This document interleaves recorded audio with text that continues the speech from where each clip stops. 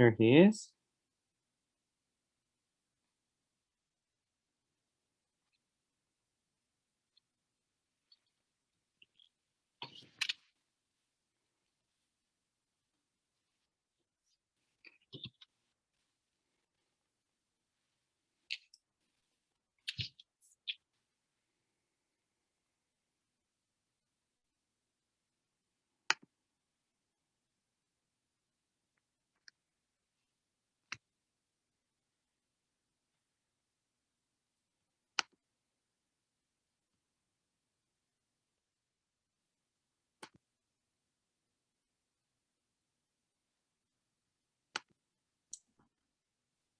Okay, I think Dr. Duncan has joined us as well.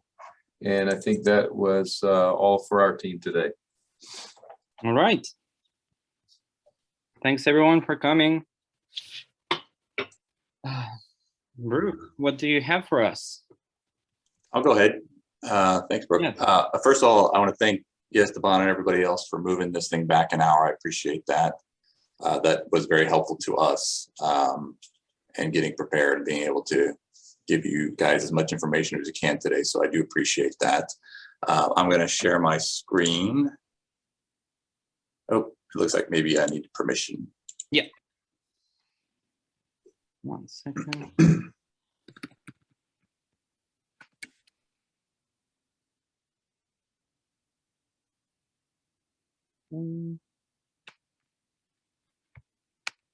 Can you do it now? Yes, thank you. All right, so you should be able to see our proposal here. Just walk you through it. This all here has stayed the same from our previous proposal. The minimum at 17, the minimum here, just sort of the prorated to 12 months. This is the same. We've kept the 3% here, effective January 1, 2022, which is the same for fall. We've kept the fee relief in. What we've added is this sort of 2 sentences right here. It says effective August 24th, 2022, employees who make less than 18,000 shall receive a one-time payment of $1,150. Employees who make more than $17,999 but less than $18,250 shall receive a one-time payment of $900. And employees who make more than $18,249.99 but less than or equal to $18,500 shall receive a one-time payment of $650. And primarily for just clarification purposes, we added the sentence that says all stipend amounts referred to in the previous sentence are based on a 9-month 50 FTE basis, meaning that all the 18,000s, the 17s, those are on that basis. So that is the proposal. I want to provide what I hope is some helpful explanation and respond to some of your questions and sort of concerns that you've been expressing to us for the last few sessions, and help you understand why this is what our offer is. The same inflationary pressures that are impacting employees are also impacting the cost of doing business for the university. The costs of necessary maintenance, utilities, and other expenses that must be paid to keep the university's doors open, they're all going up.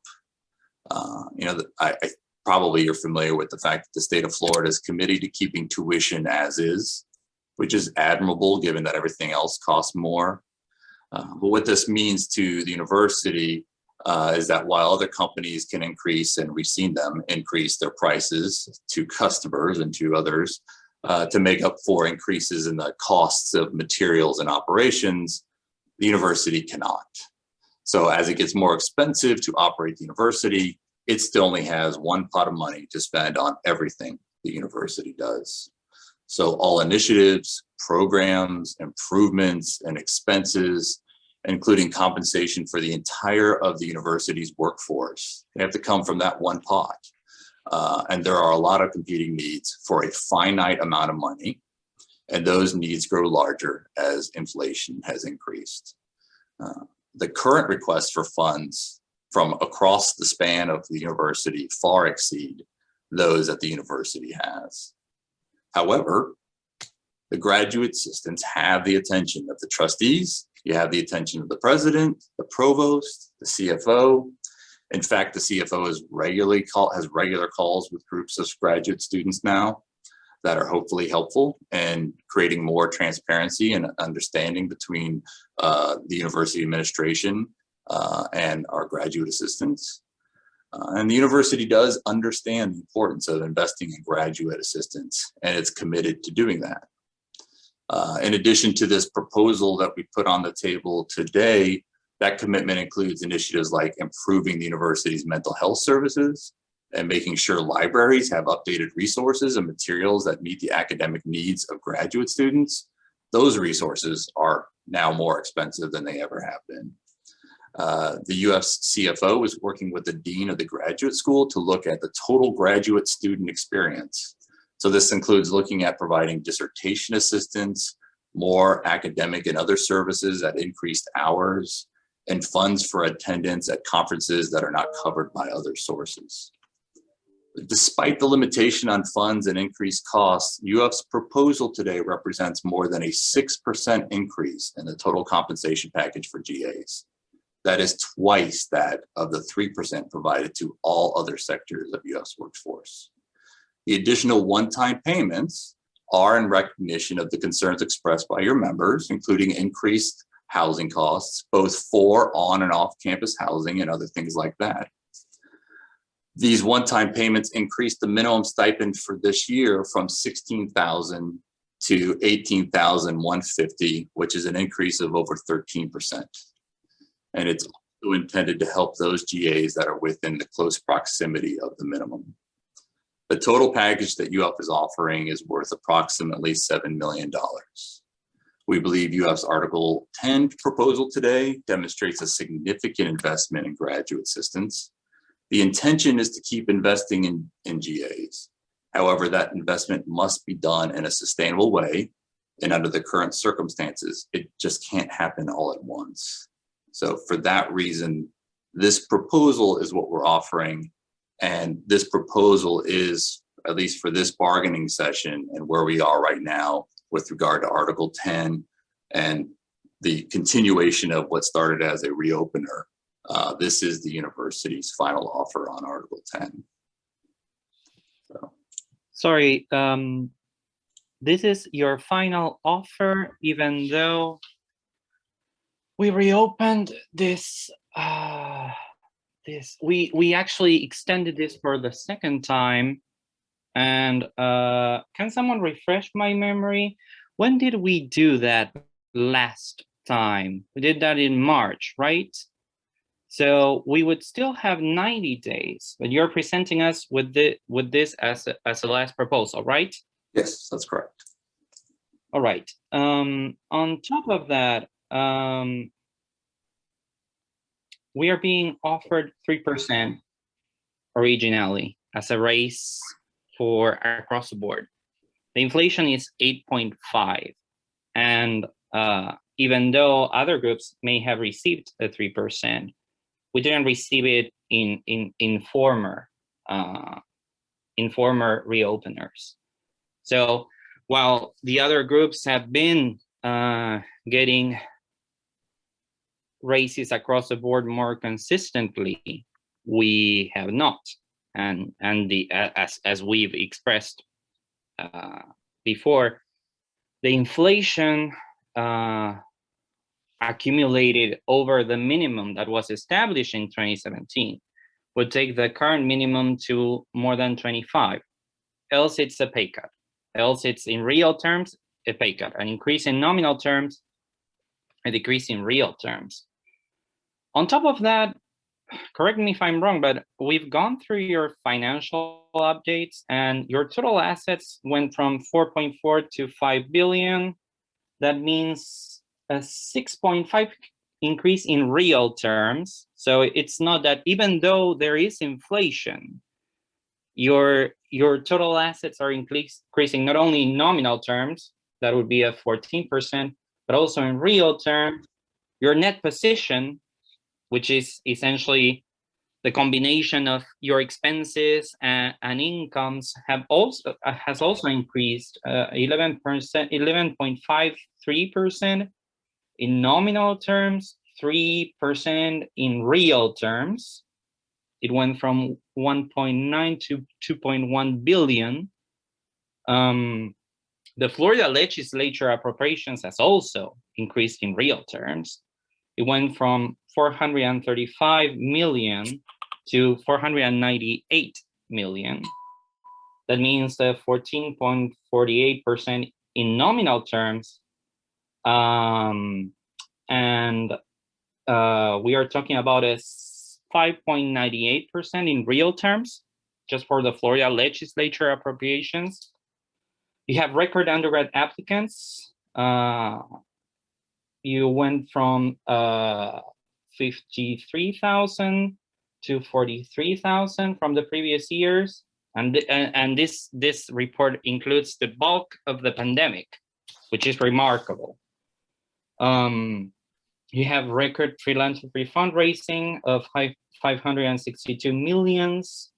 It surpassed the Florida Go Greater fundraising campaign of 3 billion to 3.2 billion.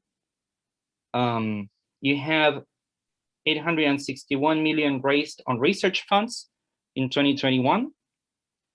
And on top of that, although you claim that the costs are increasing, it's true that you have an ongoing net increase initiative of 500 faculty overall, and an additional 100 AI faculty hiring. So you tell us that your costs are increasing, and nevertheless, like, you tell us that your everyday costs are increasing, every maintenance cost is increasing, but what we see from the financial report is that still the university is incurring in more costs in a considerable hiring process. I mean, 500 faculty, it's not a small thing with 100 extra faculty. Then even though you offer a one-time increase here over the GAs that would be making the least money in the 9-month appointments, what occurs for the GAs that come after? That's a big question. Like, I mean, inflation has happened to everyone, and their GAs should come in the next year and in the years afterwards. That's why an increase of the minimum is pivotal. And of course, we will need to check the value, the overall cost of your proposal. But if you say you're in 7 million, actually our former proposal is in 10 million. It's not that far away, and it creates a more sustained benefit for GAs, as it contains an actual minimum that is more livable. I mean, we are talking about a minimum that has already gone down considerably, because, I mean, it's not the minimum that allows us to not be rent burdened. It's not the minimum of the top 3 school, just two steps ahead of us. It's not even the minimum of a top 16 school. It's below the MIT calculator, the cost of living for Gainesville, which actually has gone up, of course. It used to be 31,000, now it's around 35. And you're telling us that this is your last proposal, right? I'm telling you, this is the university's final offer. So if we don't accept this, you will declare impasse? Well, we're not interested in declaring impasse. It's something that you all need to consider about how you're going to address our final offer. So, like, we're not interested in an impasse either, of course, but you're telling us this is your last proposal. What happens when we offer you a counter proposal? We'll decline. Yes, but you can either when you decline in bargaining, you can either answer with a new proposal or declare impasse. That I don't agree. I'm very familiar with the labor laws as a labor attorney, and you do not have to do only one of those two options. Then what's the other option? The other option is that you all can continue to consider our offer. As an ultimatum, we are not even done over the second extension period you asked for. And this is your final offer, right? That's correct. As an ultimatum, we don't have any other choice but to accept it. Or I don't know what happens, and we are in a limbo. This is our final offer. I mean, I can respond to some of the things that you said. And I think what you all need to know is that money is given both by private donors and state appropriations. The vast majority of those funds are encumbered to very specific things that doesn't allow the university to spend them on other things. That's number one. And number two, the state of Florida and its appropriation bills this year changed up how they represent funding that goes to universities and other things. And if you read it as it used to be sent out, or at least make it consistent with how it's traditionally phrased in the appropriation bills, the university actually received about 4.3% less funding from state appropriations this year than the previous year.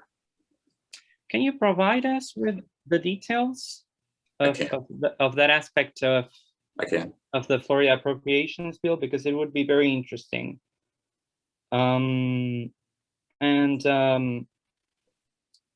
Seriously, anyone that wants to pitch in, please go ahead. The chat is just going to jump in here because I have a quick question regarding our 8th bargaining session.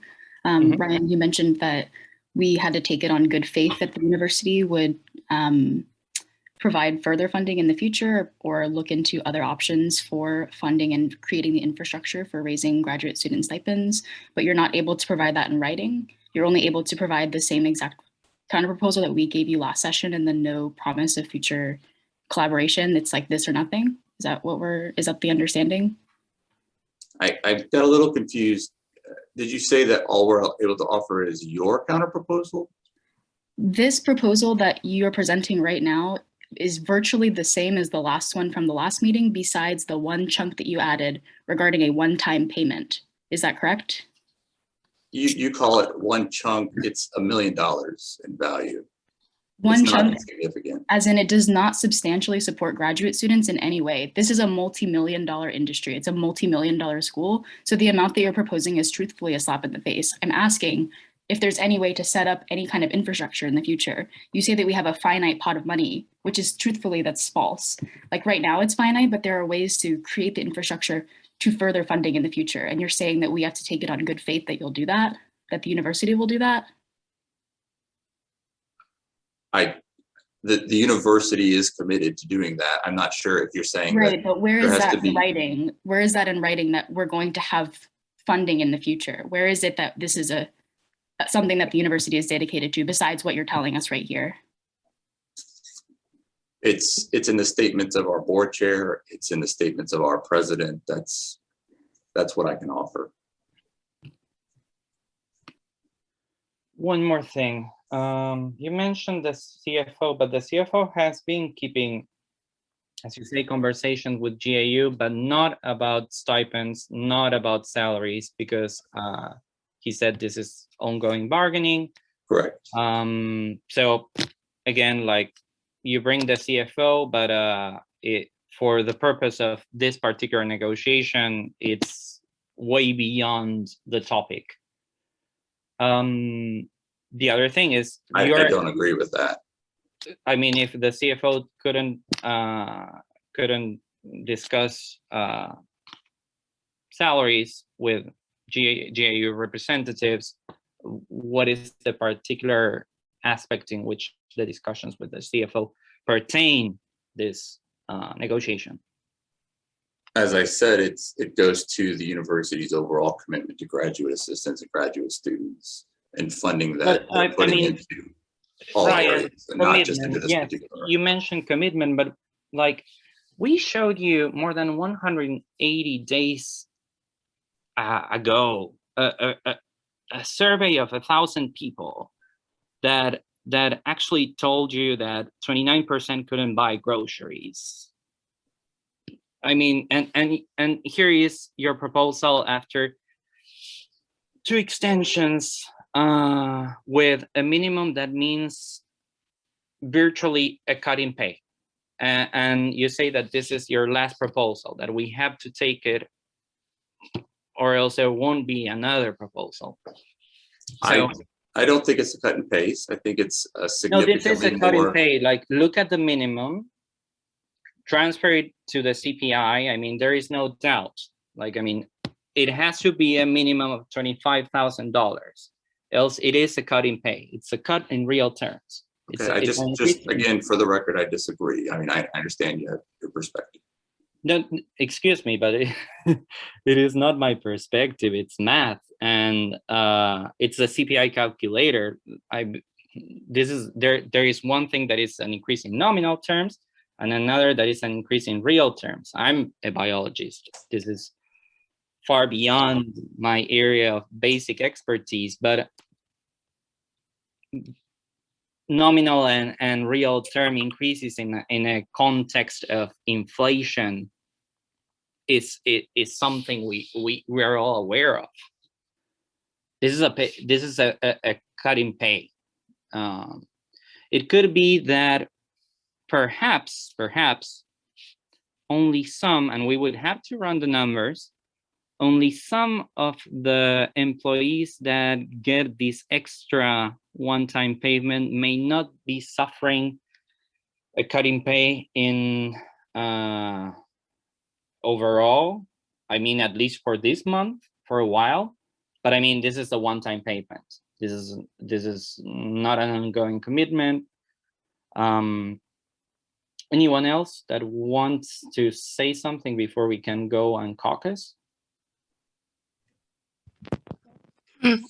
I would just like to say that I I feel like we should be on the same team as the university here. We are a nonprofit institution, and I think when a nonprofit's institution employees goes to that institution and says, "We're starving, we're relying on food stamps," I don't understand what the pushback from the university could be. I mean, that should be a top priority for you to figure out how to pay us just enough to survive. We are not asking for a luxurious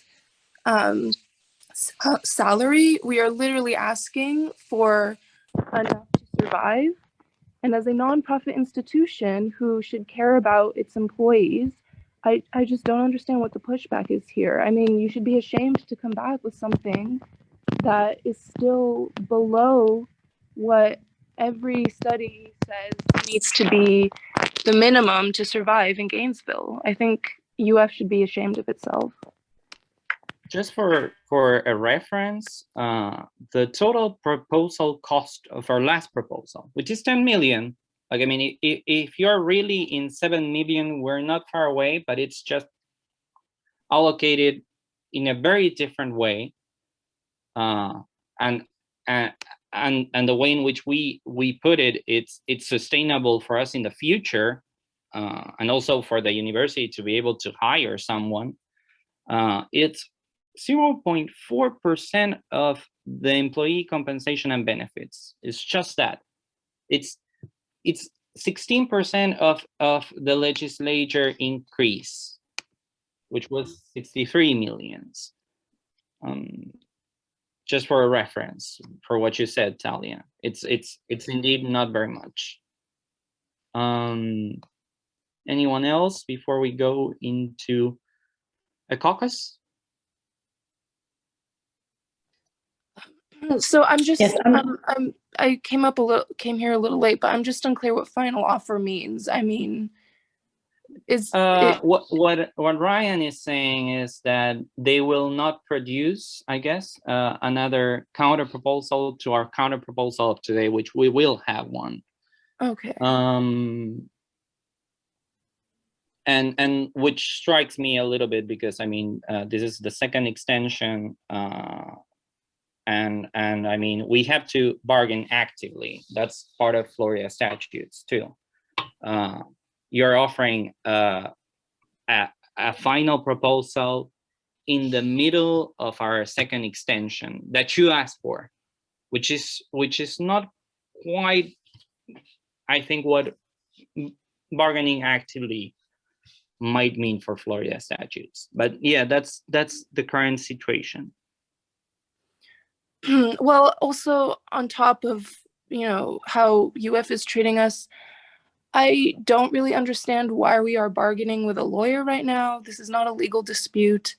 And it goes to show that UF does not consider it to be on the same side of its own employees. And yeah, I'm just really disappointed in what I've seen from the administration.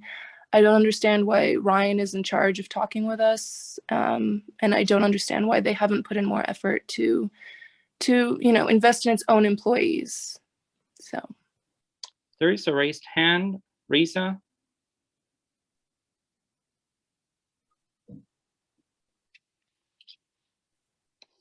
Risa, are you there? Yeah, can you hear me? Yes. So yeah, I just wanted to ask, for me, it really doesn't matter if Ryan is a lawyer or a UF admin person. I just wanted to ask, like, are you paying rent in Gainesville? Like, how have you ever imagined how you would live off of like this money in Gainesville? I think it doesn't need a lot of math.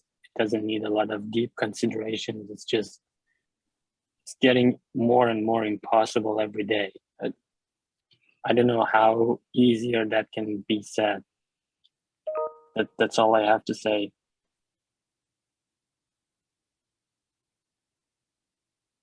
Miles. Hi, thanks everybody. Ryan, can you do me a favor and just scroll up to just line 10.1, just so I can take a look at that?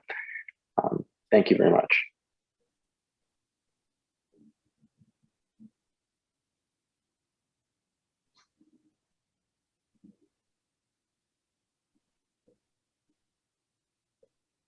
Sorry, that concludes what I had to say here. I just wanted to be able to examine that one more time.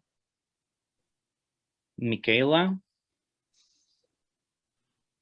Hello. All right. Sorry, I'm going to try to find the words for this. But this actually builds on what Sam said in the chat, which is saying that inflation, sorry. This is kind of like what I was trying to find the words for, I guess, during this, where you're saying that inflation is hurting everyone at the university. But it's not quite hurting everyone in the same way that it's hurting us. Like, for example, I'm currently applying for SNAP, which is food stamps. I've been getting most of my groceries from the food bank. Since there's very limited housing on campus, if I cannot get a house or I cannot get an apartment on campus, I will not be able to afford to live in Gainesville, period. Like, at all. Rent in Gainesville is basically what my paycheck is per month. And basically, because I did grow up in a poor household, I don't have anybody else to support me. I don't have any co-signers for any other apartments in Gainesville, but if I cannot meet 3 times the rent myself. And yeah, sorry, I'm a little bit worked up right now, but basically I'm basically facing dropping out of grad school, which I always thought would be for the reason of like it being too difficult or something, but for the pure reason of me not being able to afford to live and not being able to possibly have a house next year and possibly be facing homelessness. It's very difficult. So I'm sorry that inflation is hurting everybody at the university, but it is really hurting us. And that's all I have to say. Which for the record is not. For the record, they are above in real terms. But yes. For GA number 1785.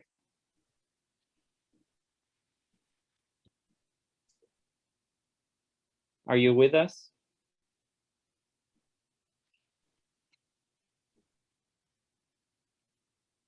Amanda, do you want to go first?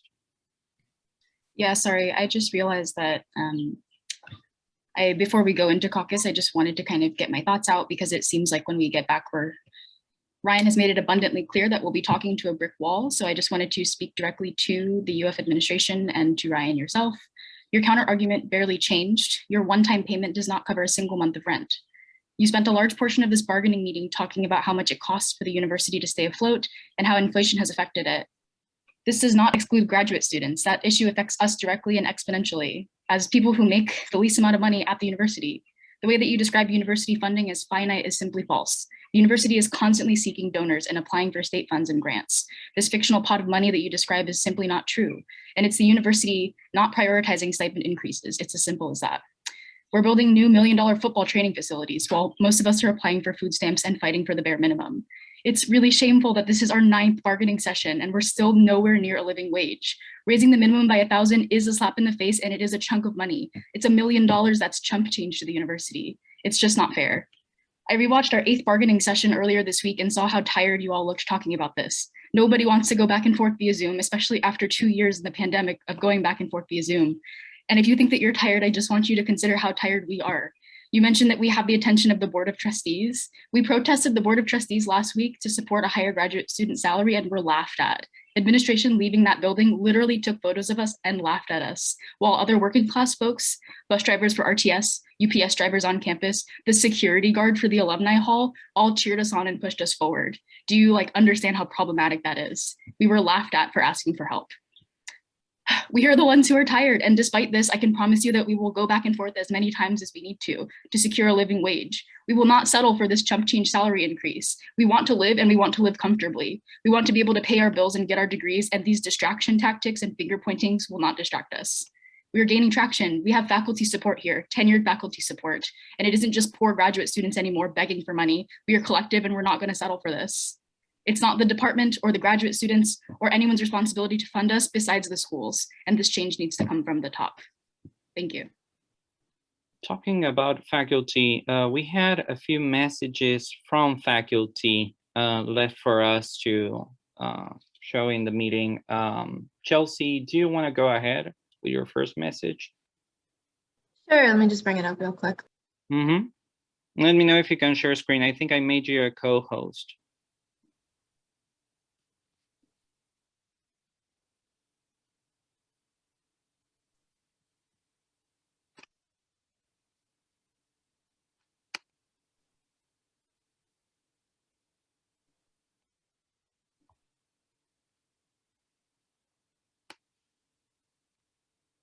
Hi, my name is Akito Kawahara, and I'm a professor at UF, associate professor, and I just wanted to say a few quick things about the current situation with graduate students. I have graduate students in my lab and in my group, and I really think that the base salary at UF really needs to be adjusted. Right now, we're in the position, of the base salary being $17,000, but if you look at the MIT cost of living graph, it's very clear that to live in Gainesville, to have a normal life, you need about $30,000 to survive. So this is a kind of a situation where a lot of graduate students are in sort of this almost poverty situation where they can't pay rent, and it's not healthy and it's not good, and students can't put their attention to the work that they do for the university.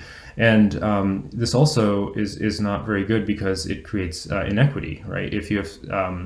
If you're not making enough money, those people that can do well in graduate school are only going to be the ones that have the financial background, the money saved up from other places. So if UF wants to be a top 5 university and be, have a very diverse culture, you can't really do that because only the people that are privileged are going to be able to survive in graduate school.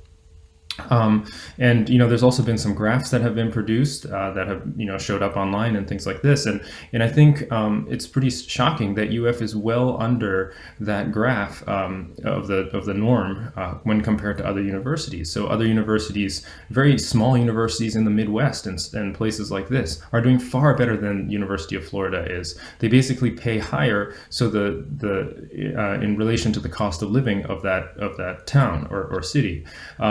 Whereas at UF, that's not really the case. And finally, I just wanted to say that a lot of this is kind of blowing up on social media. There's like articles that are seemingly coming out and things like this, and I think UF really needs to really take this seriously, because it's going to become a situation where good graduate students, potential prospective students, are not going to come to UF because they understand the situation, and if it's not dealt with now, it's probably going to get a lot worse. And even it's possible that faculty start to leave because they don't want to be here anymore. So I hope that this can be taken seriously.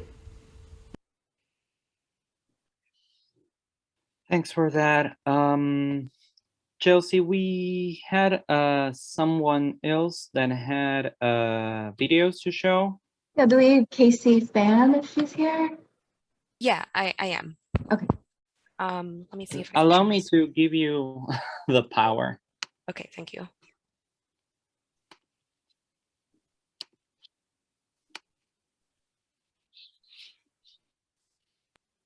Okay, is this working? Mm-hmm. It is. Okay.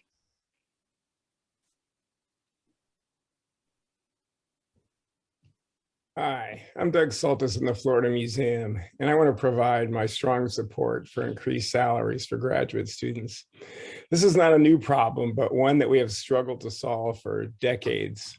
However, low wages for graduate students have been made more problematic with the greatly increased cost of living in recent years. Graduate student life is demanding and stressful under the best of circumstances. Students are paid for 20 hours of work, but to succeed, they will still need to work or put in an additional 40 more hours per week just to make research progress. Adding to this work stress, the major concern of paying the bills and making ends meet is harmful to students' career development, and I argue the future of our workforce. Many graduate students are paid for just 9 months, and as a result, they struggle to make ends meet during summer months. In our lab, we guarantee some type of summer stipend for our graduate students to help alleviate this stress, but not all researchers have that capability. Graduate students really are the backbone of many of our current programs. For example, graduate assistantships and classes free many of us to conduct the research that benefits our state and the United States in general. These students also represent the future of research, teaching, and mentoring in our country. We can and should do better in providing a living wage, facilitating the success of a pivotal component of our present and future workforce. Thank you. Thank you for that. Could I also say something while I'm here? Yes, sure.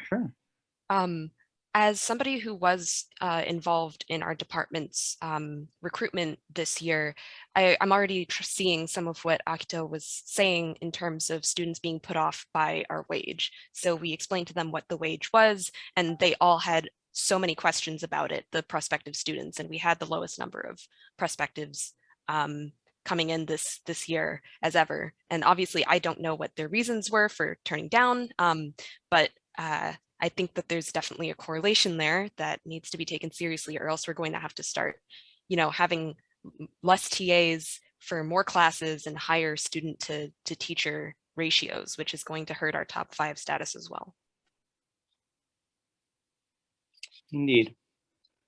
Was there any other video that we had to show?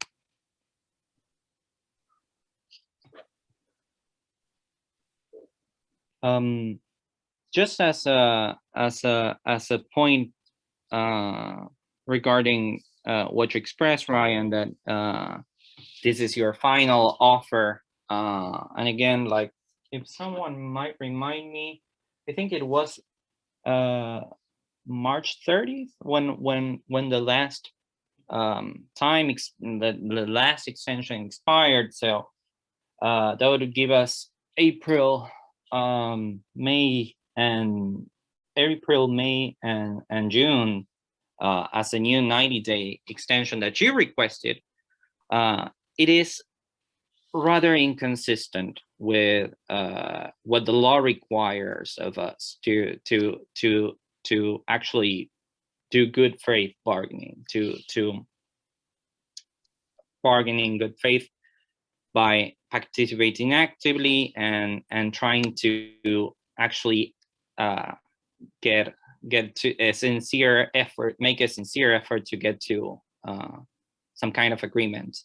So the fact that you are offering us a final offer when there's still 60 days of a second extension that this side has agreed to, that you asked for, it's not quite. I don't believe it's quite what the law requires.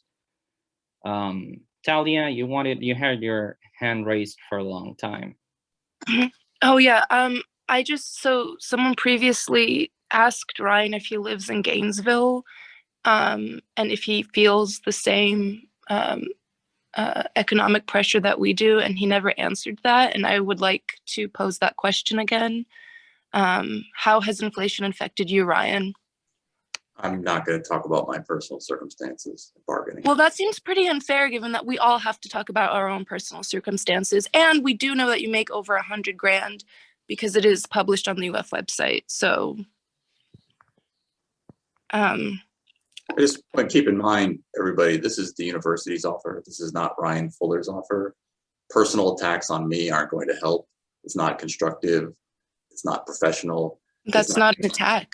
It's not. That was a question. That was not an attack. That was a question. Very well. Let's all. Although, you know, yes, you are being paid. You're being paid. I don't know, like 5 times what we're being paid just to be a bureaucratic roadblock. So there is your personal attack if you want one. Risa. I just want to emphasize, like, it's not a personal thing with us and with you.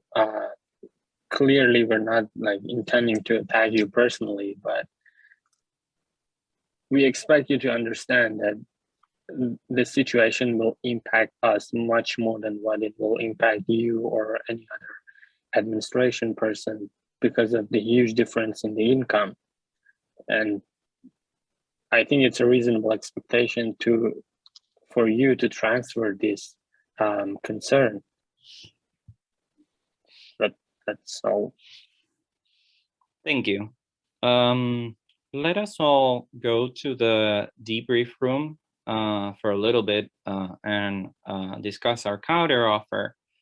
Ryan, can you send me your proposal by email or through here? Just the file. I'll send you the email. What we will do is send you an email to let you know when we're back. So you guys are leaving. You don't want us to just leave and come back? Sorry? You want us to just leave? It's just the 3 of us. Actually, like if you want to stay, I can try to make you a co-host. I think I did. I think it's probably easier for us to just drop off and you let us know when you want us to come back on. Yes, we will send you an email. In any case, I mean, we are still using our debrief link. Oh, okay. But yeah, there is a chance that the meeting will still hold if you stay because you're a co-host now. Okay. There's a chance. I don't know. All right. All right. I'll see everyone at the debrief link. It's in the email. Thank you.